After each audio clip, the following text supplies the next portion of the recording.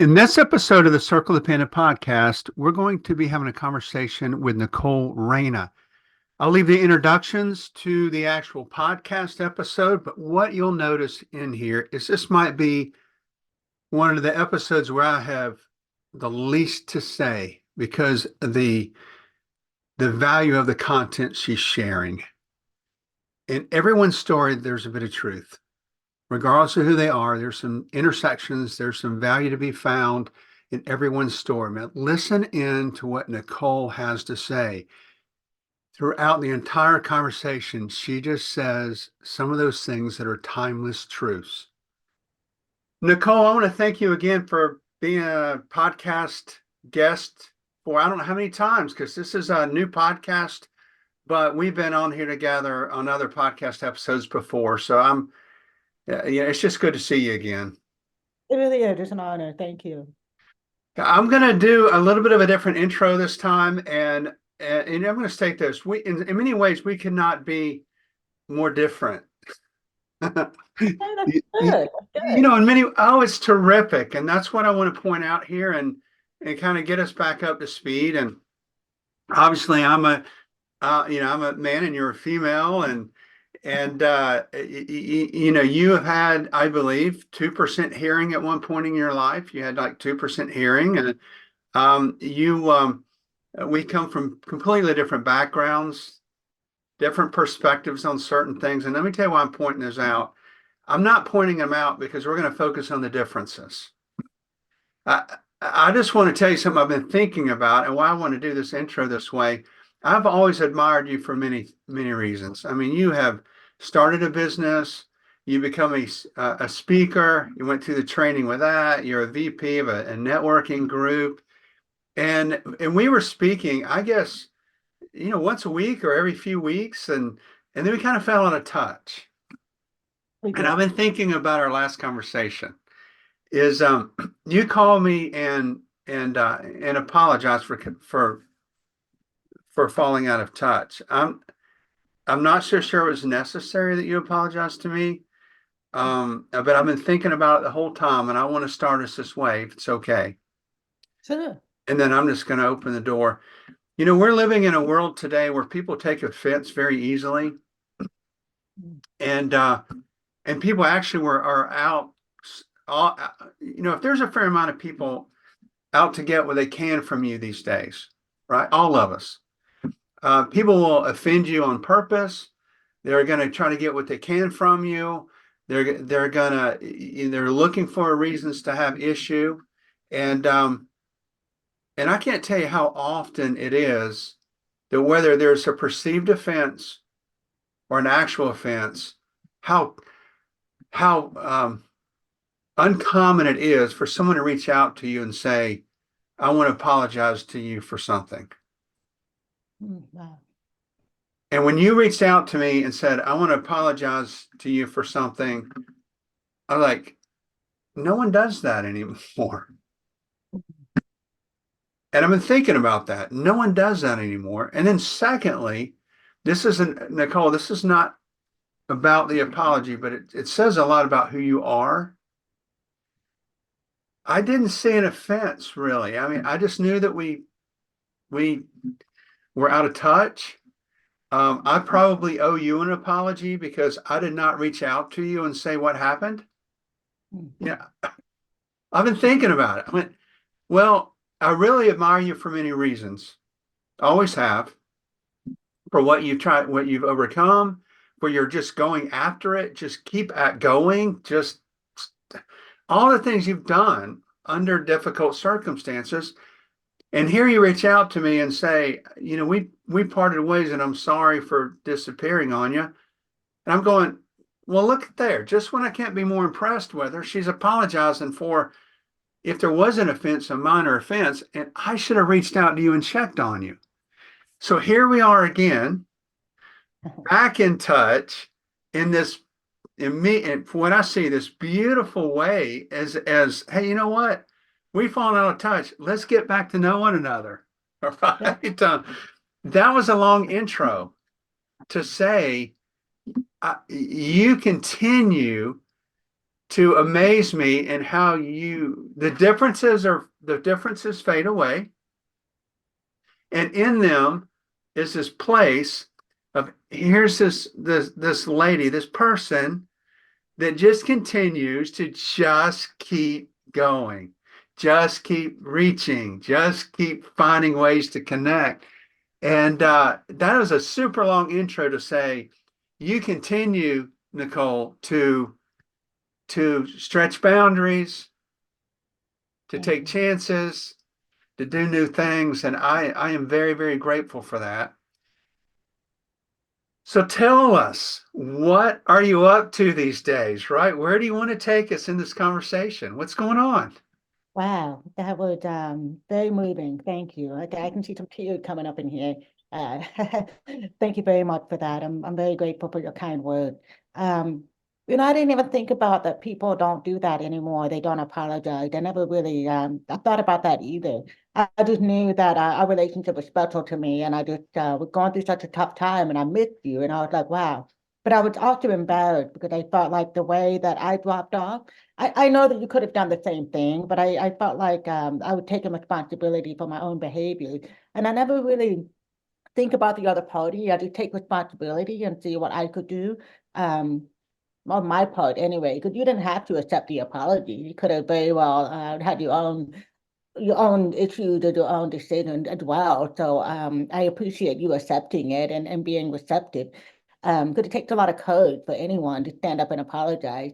But yeah, I just felt like it was the right thing to do. And honestly, the reason why I do it might be for selfish reasons, because it feels better. It just feels so much better when I clear the air and I take whatever transgressions I feel personally to help me move forward in my day. So whether or not you had accepted it, it wouldn't really matter. I mean, it would matter to me, of course. I would want the outcome to be the way it is now. But even if it hadn't been, I still would have felt better because I did my part. I cleared the karma, I cleared the air, I apologized for whatever my part was, and we just move on. Um, and I'm like you, I don't need an apology on the other side as well.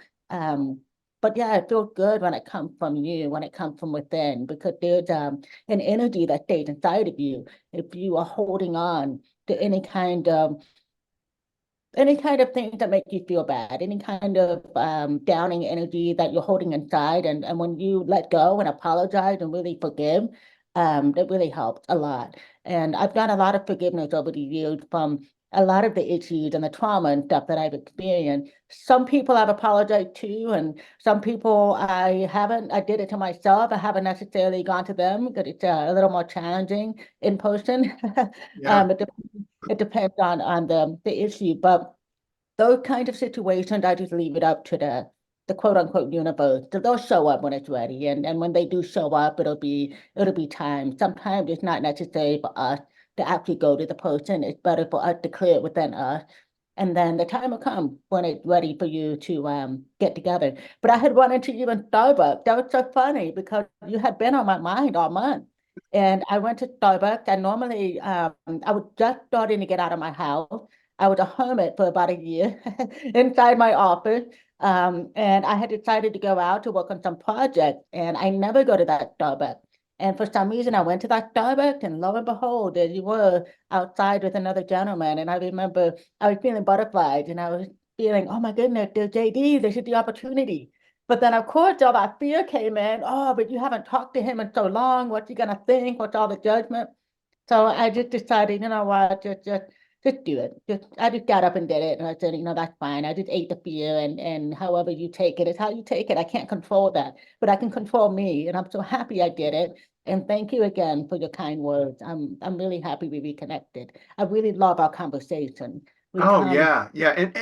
And back to the conversations, if I say anything, when I say the backgrounds, if I say anything that's not appropriate, I don't mean any intentionally, oh, but of course. in the difference that we have and some of the struggles you've had and the 2% hearing, people are so sensitive about that. But hopefully that day you saw me in Starbucks, I responded appropriately. If I didn't, or No, if you I did. or if I still don't, I want you to call me out. But it takes a lot of courage to even perceive that there's an issue and to approach somebody and say, look, just says a lot about your character. Nicole, a lot about your character. So what is going on with you now? What are you involved in? I mean, so you've overcome so many things. You referenced that It's a you little were, overwhelming sometimes. what's that? I said it's a little overwhelming sometimes because I feel like I could be all over the place, dude. I had to. That's why I took some time off because my mind was just going in too many different directions. I had too much energy going in too many different places. I really need to focus and hone in on the one thing that was so important, and that was me. At the time, there was a lot of challenges with my family, with my marriage, with my children, with me and my business, being a mom, and even with my own mom. But she and I were having some wonderful reconnection because a lot of my childhood trauma came from, some of her decisions as a mom. So we reconnected and we had conversations and really open dialogue, which is so important because I really feel like all of us are doing the best we can.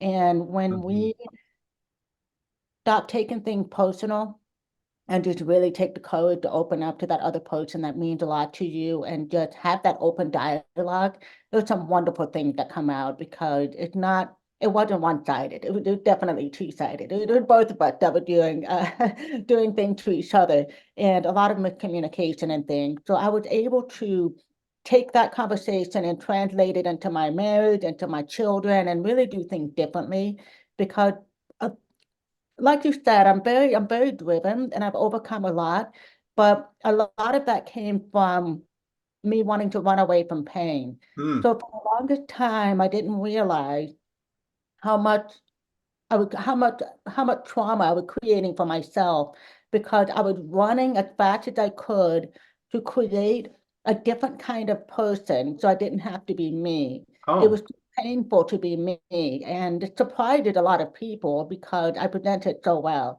I've done so much to overcome.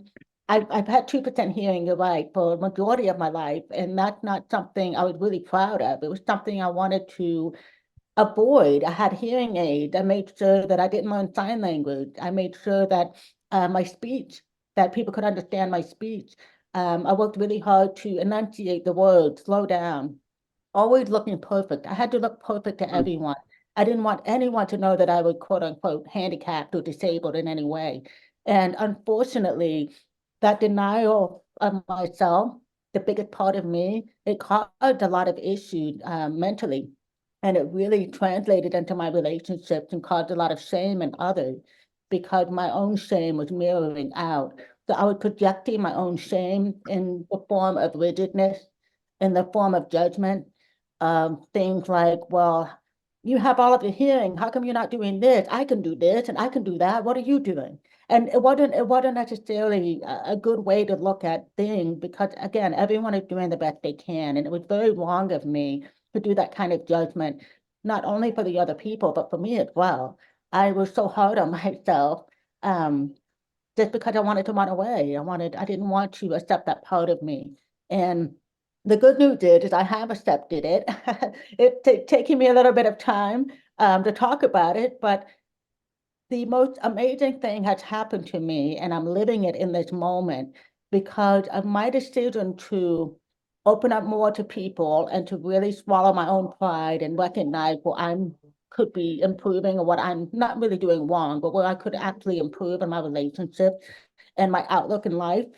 I noticed that whenever I'm speaking to people, I was actually paying attention to the negative aspect of whatever they were saying, which is Mm. part of judgment. You're judging good or bad or right or wrong or whatever. And as I was growing spiritually and in myself and learning me, I noticed that as I was listening to people, I was very critical inside my mind. And that had a large part to do with my hearing impairment.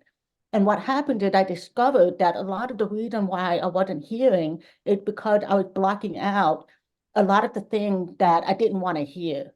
And so that caused me to stay stuck in a place. And I noticed that if I would just open up a little bit and soften my need to hear everything. So, long story short, in my drive to be someone else, to be perfect, to not look disabled, let's just say, I thought that I had to hear every single thing that someone says. And so I would listen to it all the toxic stuff, all of the good stuff, all of the everything. So I took everything as truth. And I lived in my mind for so long that I totally had no idea how to read the body. I thought I had intuition, but it wasn't intuition. It was just my mind making judgment. And unfortunately, the mind cannot tell the difference between truth and falsehood. Mm, It, yeah, so that's why I was going through so much of the pain because I was just judging everything. I wasn't really discerning in the right way what was exactly good for me or whatnot. Because there's really nothing that's bad for you per se. You just experience it. You just choose whichever one you want to experience. If someone is speaking something, you can choose whether or not you want to accept it. It doesn't mean that that person's wrong. It just means in your experience, you just made a choice not to accept what that they're saying. But in my case, I took it all. oh, And unfortunately, it created a very loud mind and an inability to really communicate openly and honestly because I had a really bad habit of just judging everything that came in. It is good for me, it is bad, okay. And then in that process, I was projecting it out on the other people. So it's more of like the separation where the person is speaking and I'm taking it personally to apply it to me and then I'm pushing it on them. If I didn't think it was good, I would push it out on them. And that's not a very healthy relationship. That's a hmm, very toxic, it's very toxic behavior. So once I woke up to that, I realized, oh my goodness, that's probably the reason why I'm struggling so much with just life in general. And yeah, since I opened up, my hearing has improved. And this is something that it's a miracle because you don't hear that in science. It's impossible. Profound hearing loss is permanent. There's no way to cure that. And so I've had it for 40 years, the same hearing. I went to an audiologist a couple of years ago and there was an improvement. And that was the first gene, the first seed that planted. I said, wait, what do you mean an improvement? And they tried to tell me it was the machine. And I'm inside me, I'm like, no, not the machine. I've been doing this for a really long time, but uh-huh, I didn't want to argue. I was like, yeah, okay, just let it be. Um, but there has been an improvement, and I'm able to measure. I'm working with a coach. I'm Mike. I think you know him. uh-huh, I'm using kinesiology to measure the levels of consciousness, and I can actually measure the percentage of hearing based on the improvement or reduction in my everyday life. And my hearing has actually improved 16%. And regardless of the number, what it translates to is I don't need captions. Do you remember when I asked you to translate all of the videos yeah, and we would do all of that? I don't need it anymore. I'm actually transcribing. Like the other day, I transcribed a video of a guy that was teaching a class, and he had an Australian accent, very challenging. But I just transcribed the whole thing, and I just did it. And at the end, I started crying. And I thought, oh my God, like, this is really happening. This is wow. And it was overwhelming because what's happening to me is a scientific impossibility. How am I going to share this with the rest of the world? There's all kinds of skeptics. But then I had to let that go, and it's my life, right? It's my life that I'm living, and it's a miracle, and the body can heal itself. It truly can. yeah, Obviously you've got to have the willpower to want it to heal. You've got to let it heal. There was a long time that I just didn't want to hear anything, and that's why my hearing was staying stuck. And once I realized and started opening up to when people were saying things, changing the way I perceive and changing the way I think, and really accepting the pain when it comes. Like you said, when some people are really upset, or if they do you wrong, or they take it out on you, I had to learn not to take it personal because it's never personal. You might yeah, think it but the reason why it's not personal is because spirit would never, if they're in the right frame of mind and they're in the spirit aspect, they would never treat you that way. So what's happening is they're going through something, they're suffering, and they're seeing in you what's also in them. But that doesn't mean that it's really in you. That's just their perspective. So it's the mirror that they're seeing. And that was something I could never tear myself away from because I was subjected to so much of that toxicity, but it was only because it was my mirror that was being projected as well. And I didn't oh, see my mirror. I only saw the other people. I saw them coming at me, but I never saw how I created it. So that was very eye-opening for me. okay. Well, when you're talking, I'm like hanging on every word, by the way. I Okay. am, and it doesn't happen. It doesn't happen this often. when I'm going, ah, there's so much. I don't want to speak because there's so much. This is where you might need to correct me and feel free. Okay. So you have hearing improvement and you believe it's essentially what I hear it's a miracle because it's a miracle. What I'm also picking up or hearing is that your perception of others and yourself changed. Hmm.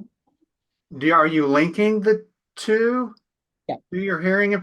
Okay, so let me go back and so your perception of others changed, and it sounds like it was less judgmental, it was less taking offense from what they might have said, which almost is like you're just kind of accepting them for where they are.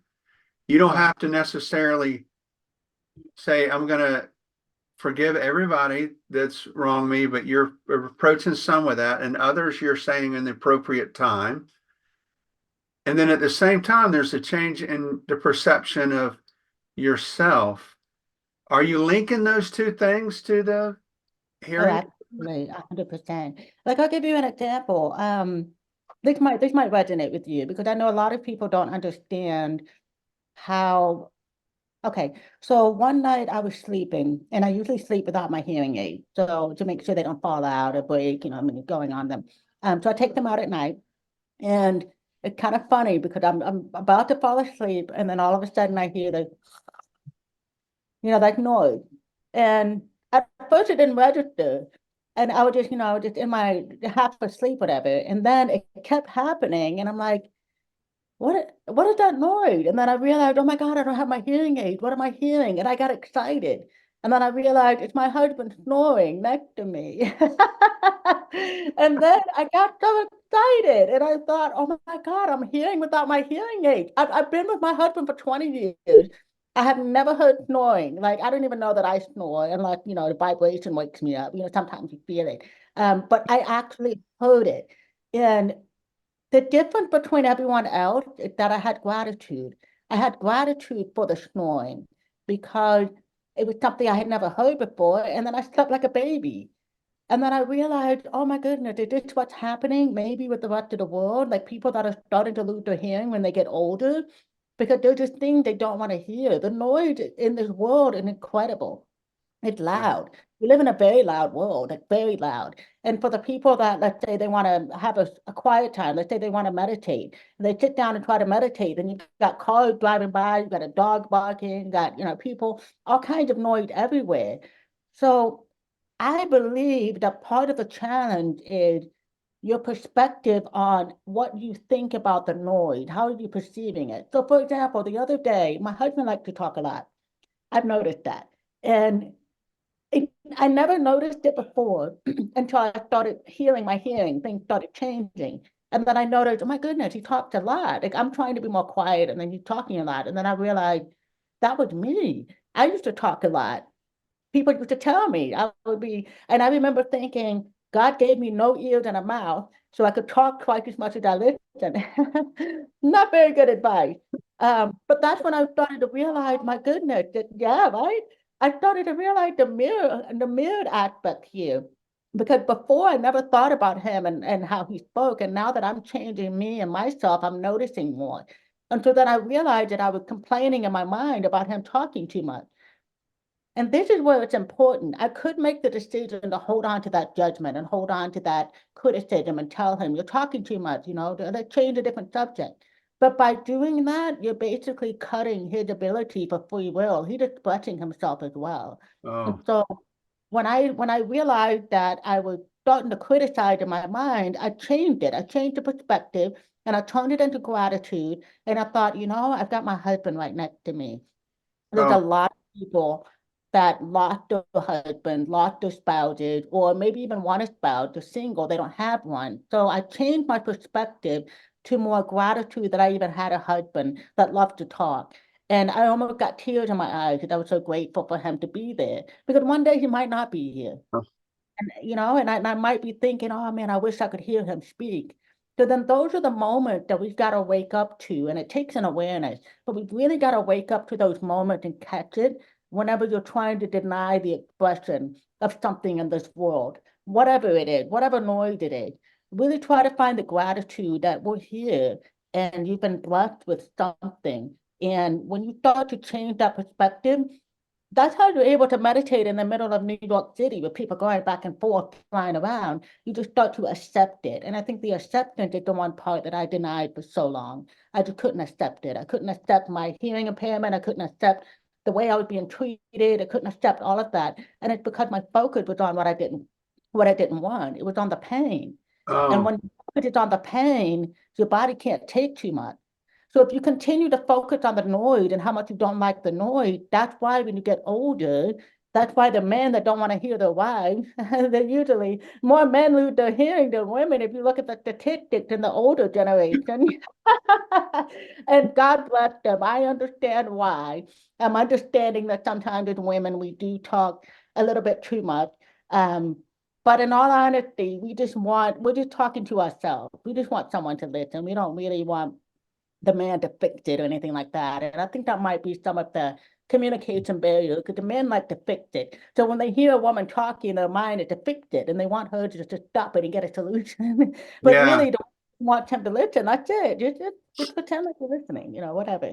But that's just an example. And that's what I'm finding as I'm on this journey of healing my hearing, which is so wild. I dreamt of hearing for so long. When I was a child, I wanted it so bad.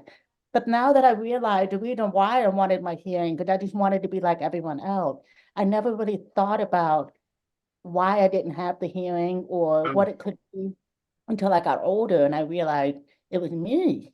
It's all us. We're the one creating our reality. So again, had I told my husband that day, you're talking too much, we might have been fighting. We might have started fighting. He would have gotten offended, or why are you trying to control me and those things.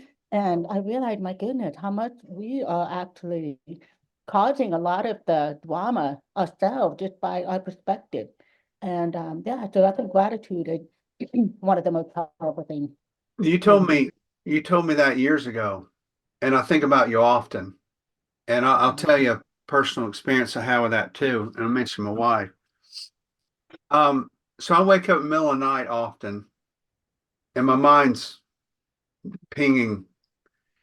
Um, it's a sign of something, and I'm getting checked for a diagnosis of something. I don't know. I don't have any problem mentioning the possibilities, but I have problem focusing.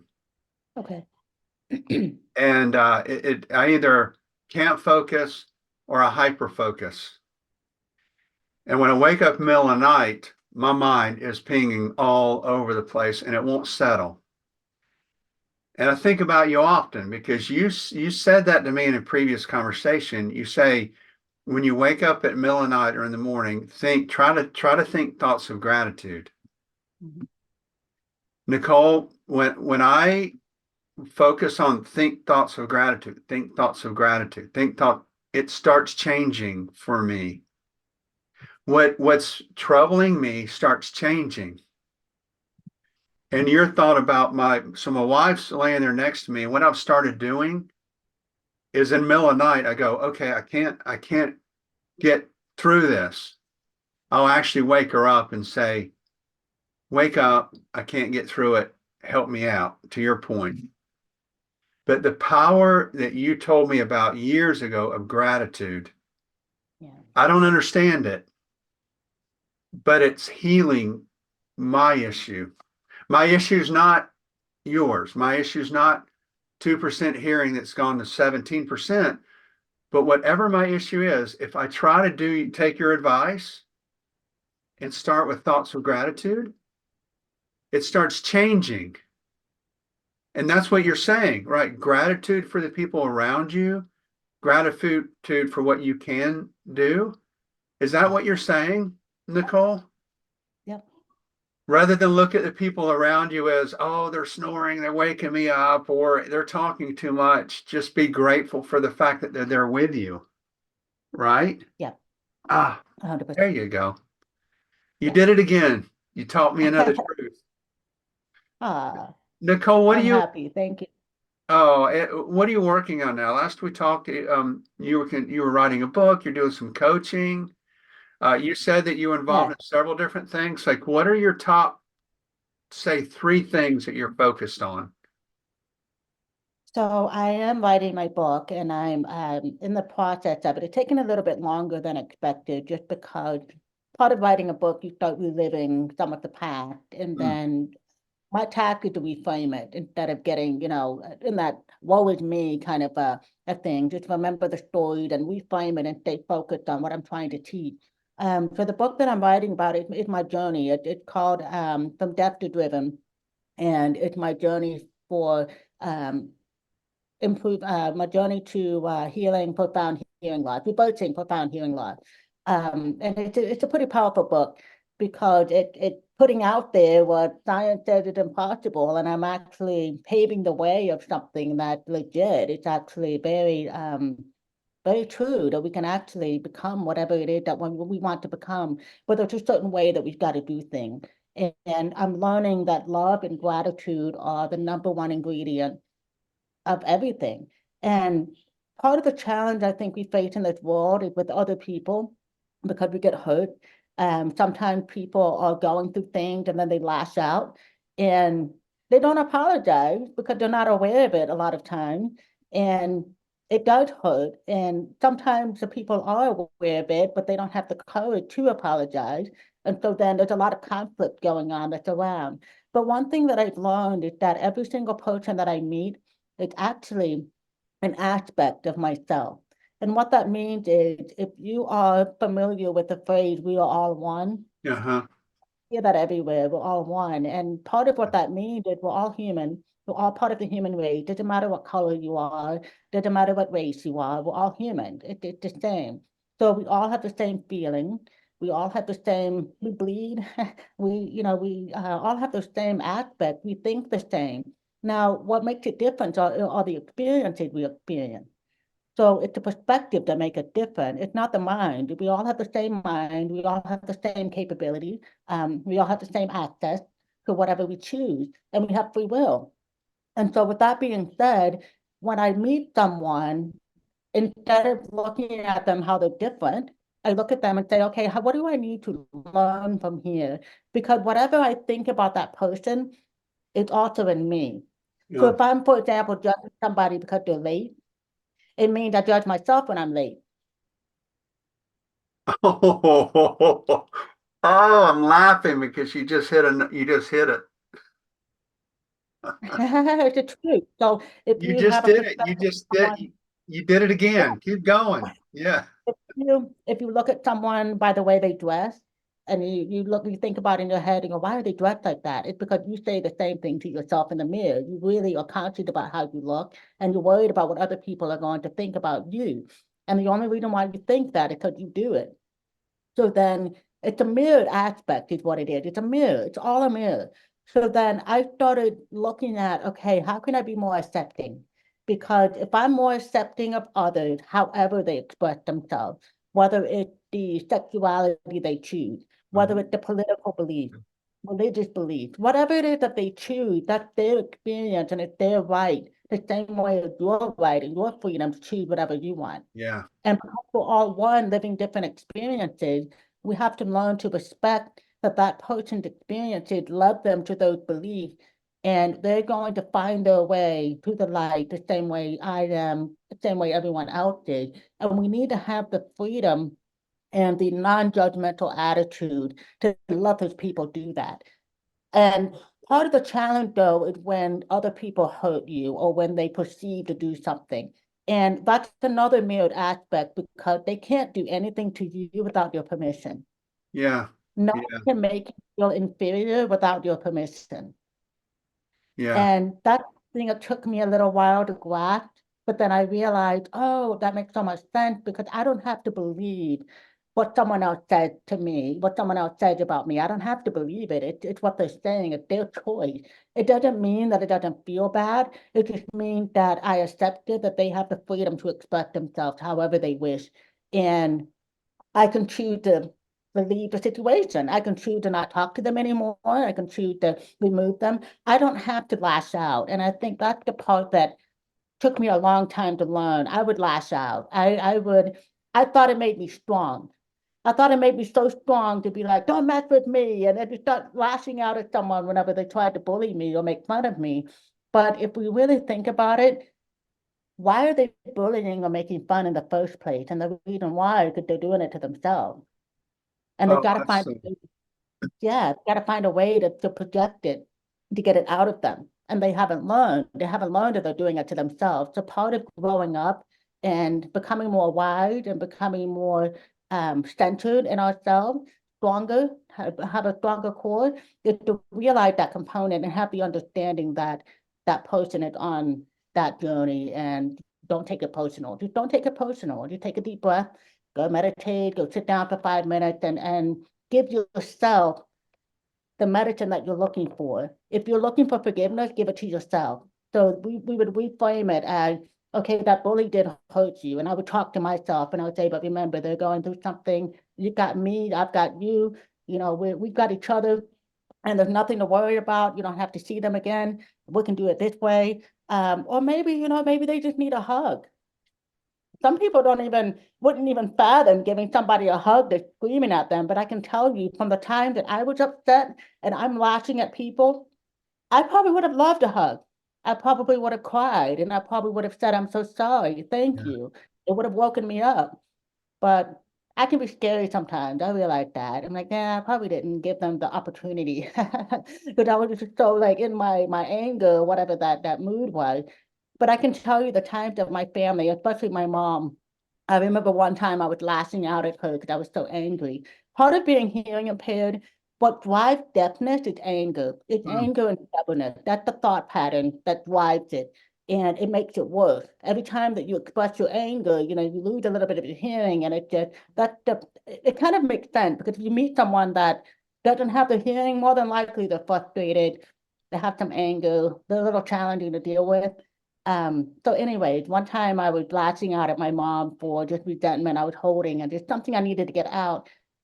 And she sat quietly and then she hugged me. And she said, I love you. And oh, the oh, moment I realized, yeah, I broke down. I was like, oh my God, I'm so sorry. oh, And mm, she could have fed it. She could have fed it. She could have laughed back out and she could have said something. But I think what people don't realize is that when you don't feed it, it goes away. And that's where the strength comes because someone is really hurting. If they're angry or if they're lashing out, or even if they're bullying you and they're doing something hateful, they need help. They're struggling. They need love. That's what they need. And sometimes the best thing to do is to just stay silent and just walk away or give them a hug if you can. I know yeah, sometimes it seems a little far-fetched and it might be safer to walk away. Um, but I'm really starting to understand it compassion. Compassion more than anything is what this world needs. We are all lashing out at each other because we don't want to be hurt. And we want to give that other person back the medicine, take an eye for an eye. They did it to me. I'm going to go do this to them. And all we're doing is propelling the hate and propelling the anger and feeding it. And we're not really doing anything to help the situation. And I don't know about you, but has anyone ever felt good lashing out at someone else?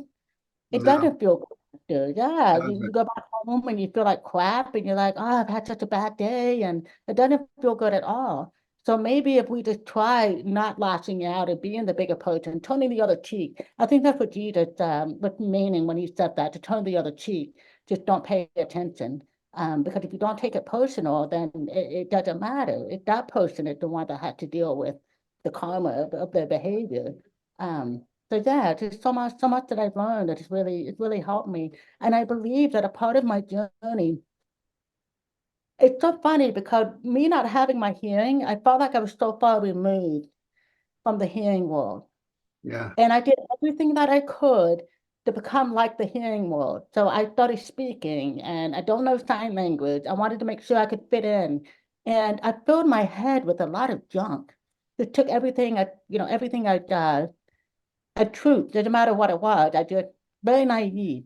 But now I'm starting to realize that maybe that was done on purpose. Maybe that's part of my journey yeah, because it helps with my learning and it helps me to understand because I know how you feel when you're at night and your mind's going 100 miles an hour. That was me. There were times that I just couldn't stop the thought. And it gets really challenging sometimes when you want to quiet your mind, and it can be anxious because you're just like, I just wanted to stop.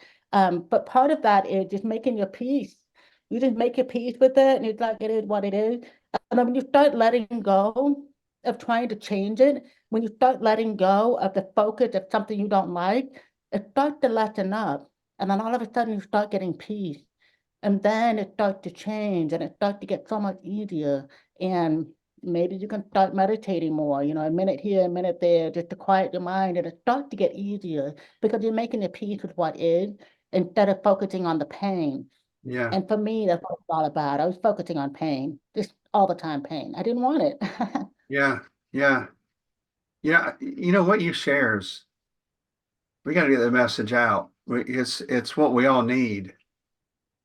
Because I was hearing three things again. I always, if it gets beyond three, I have trouble remembering it. Now I don't have trouble remembering what you say, but three things leapt out at me that you said. So I'm going to say them back. And if they're incorrect, tell me, okay? One was if somebody comes to you and says, whether they say it or don't say it, some people don't say it, but you feel it. Hey, you know Oh, what? yeah. You're voting for somebody different than I am. You have a different belief system than I do. Why you act that way? What do you? So what I'm hearing you say is sometimes you just walk off and let that go. Just understand that, let that go. If it is appropriate, you can either smile at them or hug them if you know them or something. That's taking it to another level if the door's open. So sometimes you just dust your feet and move on and say that problem is not with me, it's with them, and I need to let them heal from that, and I can't play a role in that. So I'll dust my feet and move on. But you don't hold it against them.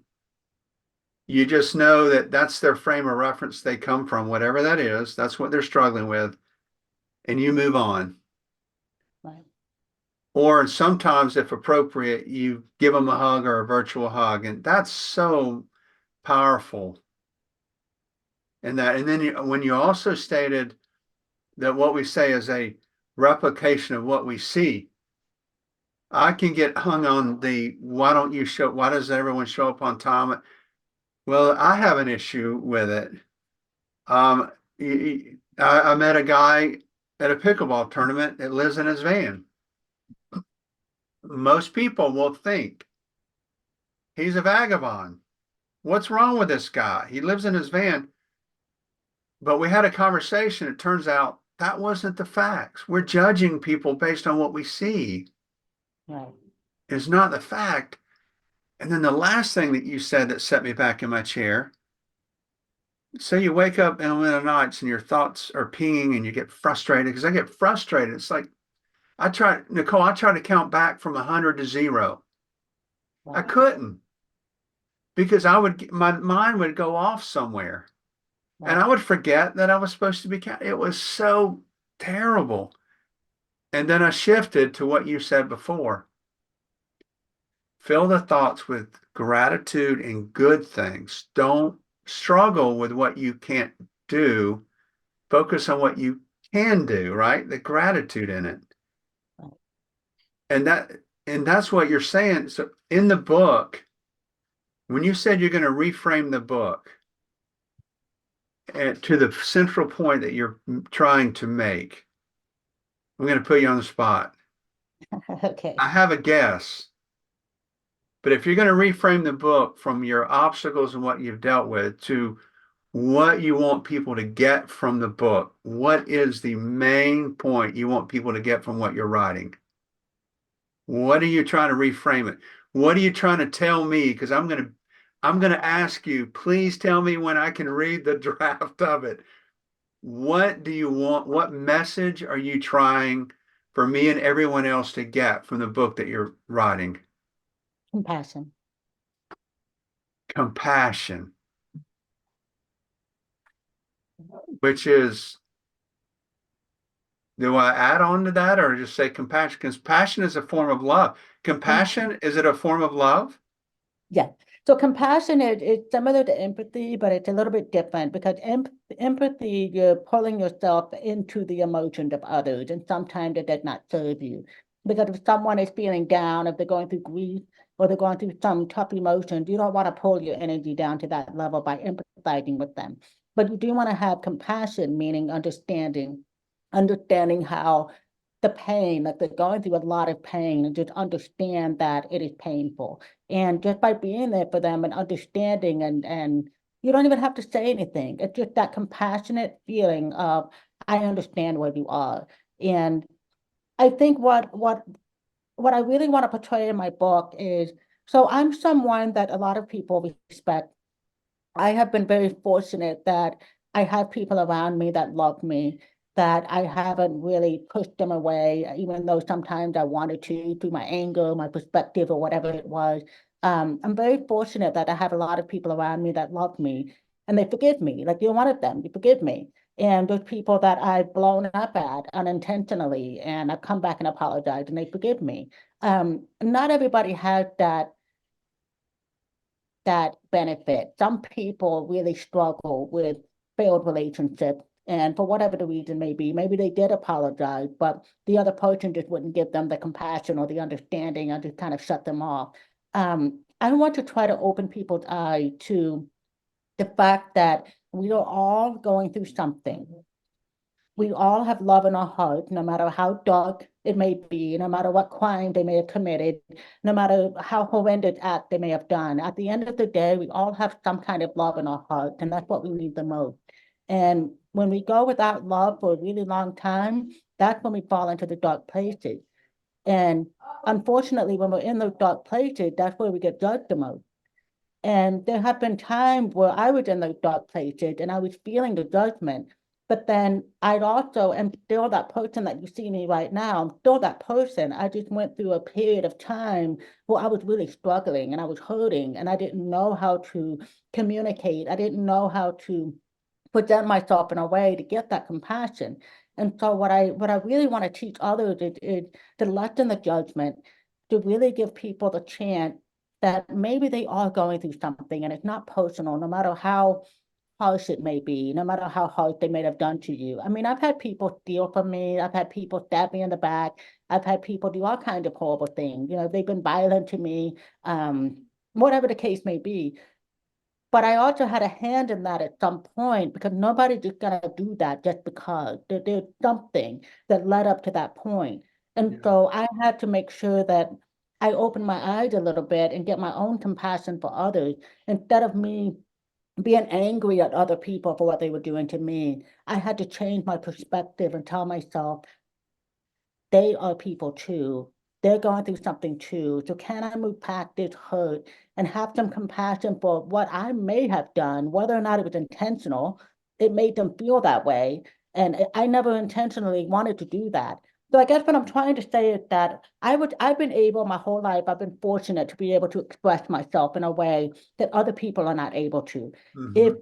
I had my hearing, I probably would have been in a mental institution with some of the ways that I just projected my anger and just, I mean, there were times where I just could not control it. I could not control the energy that was bubbling inside of me, the frustration, the anger, the inability to communicate, the lack of understanding, all of those things that I was feeling. And I can't imagine that I'm the only one feeling these things. And I realized that my hearing impairment gave me an avenue. It almost gave me permission to be able to do that because people would say, oh yeah, she's hearing impaired. It's almost like I was allowed to do that, but other people were not. So then it made me think, oh man, do these other people, they really have to control what's going on inside. So I'm Yeah. able to express it like in very loud ways and nothing happened to me. But if someone else were to do it, it would have been all hell would break loose. And my biggest learning experience was when I landed in jail. I think that was the number one thing for me that opened my eyes to just how much people control themselves and how much we all really go through something. And some of us are ticking time bombs Uh-huh. because we're pressing so much. So then that one time that you think you didn't do anything and that person's lashing at you, it's so important not to take it personal because you don't know what that person's been going through. month before that to lead up to that point. You might have just been at the wrong place at the wrong time. So the compassion is so important to understand that that's not really that person. That's just somebody else that's going through something. And the reason why I went to jail, going back to that, was because they were wearing masks at the airport at the time, and this was back when I had 2% hearing, and I needed to read the lips, and the lady wouldn't pull down the mask, and I took it very personal because I wanted to communicate, and I just got agitated, really agitated, and then the police came, and they all had masks, and I couldn't calm down, and then at that point, I just blew up, and if you blow up inside an airport, that's it. And Yeah. that was the one time that I didn't get any kind of leeway. They treated me exactly how I wanted to be like the hearing, well, they treated me exactly the way anybody that had hearing would be treated. And it was eye-opening for me because I thought, okay, they need to go into my book. And now I'm starting to understand what people really go through. Like I had so much of the freedom of expression for Yeah. so long that no one, you can't behave that way. No, nobody can behave that way unless they have some kind of disability or something that gives them, a little bit of understanding. Because nobody wants to lash out at someone that had those, issues. Um, but yeah, it was very eye-opening because it just helped me to see how much I really needed to have compassion because I'm not the only one. I'm not the only one going through like trouble. I might not have my hearing, but there's something else that you're going through that I don't have to go through. That could be just perspective. It could be just as challenging. It could be just as bad. But yeah, I think compassion is so important. Compassionate action. That's what I like to call it. Because compassionate action is when you have that understanding and then you take the next right action that comes after it, whether it's a hug, whether it's staying silent, letting the person vent, and not paying attention to words or walking away, but not giving in to that energy, that the pain that people are feeling. I think this is probably a good time to start wrapping up the episode. And here's why. I don't want to give too much of your book away. I want to ask just one more question about that. And quite frankly, at one point, you almost had me breaking down into tears. I was choking. I was thinking about numbers. I was thinking about anything other that was going to keep me from breaking down on camera in Oh. tears. So let me ask you, when's your book come out? When can we get? So I'm working for a launch date in May. Would like to submit it to Hay House, for Hay House to publish it, the self-publishing. And yeah, so I'm hoping by May. I am about halfway done right now. So I'm All right. still, well, a part of the challenge is again, it changing the story and really wanting to make sure that I get my message across that it's not a victim story. I mean, there's a lot of things in there that I'm debating whether or not to include. But I probably should because a lot of people omit things that really need to be said.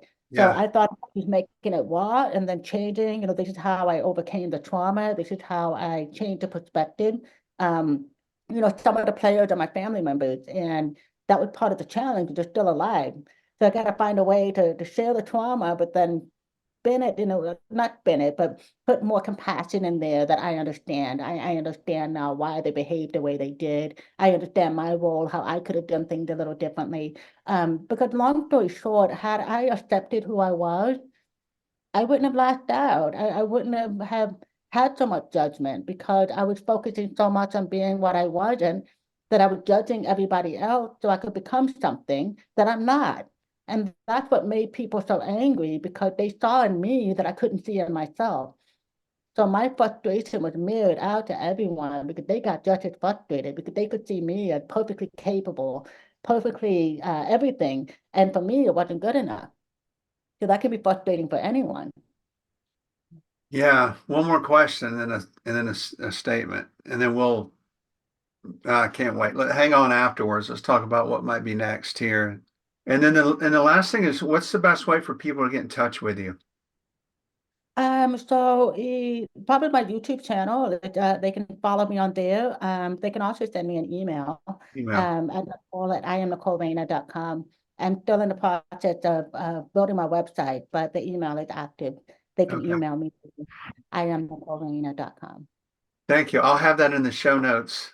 Nicole, thank you so much. Please hang on for me, okay? Let's talk about what Glad I Yes, could I'm help you. excited. Yeah, I'm a different person. I'm ready. I'm ready to get out in the world and really change the mindset if I can, and just do it just because I love it. Because I'm really loving who I'm becoming, and I'm really loving the fact that I can hear snoring without my hearing aid. Yes. That is Right. amazing. Oh my God, nobody else likes that, but I love it. I'm like, whoa, this is You're the wow. first person I've known that said they were grateful to hear snoring. But Yes, yes. I know one day I'm gonna hear a lot of things that I wish I didn't hear. I'm gonna understand more and more about the challenges people are going through. But I really feel like with my journey, that's probably why I'm here. I'm here to show people how it can be done, how you can make your peace with all the noise that's in the world and really fall in love with what you have. Because we really need that perspective. No one else can have that perspective but me, apparently. So that's why it's making me feel significant because wow, like I'm starting to find my purpose. Like maybe this is what it is. People need to hear the different sides of things, like a different way of looking at things. So they I'm sure excited. do. They sure Thank you for do. Well, thank you, Nicole, for the time. I appreciate it. thank you. Yes. Okay. See you. Hope you enjoyed this conversation with Nicole Reina. You can find us at circleofthepanda.com. You can reach out to me directly at jd@circleofthepanda.com. We wish you all the best and peace to you.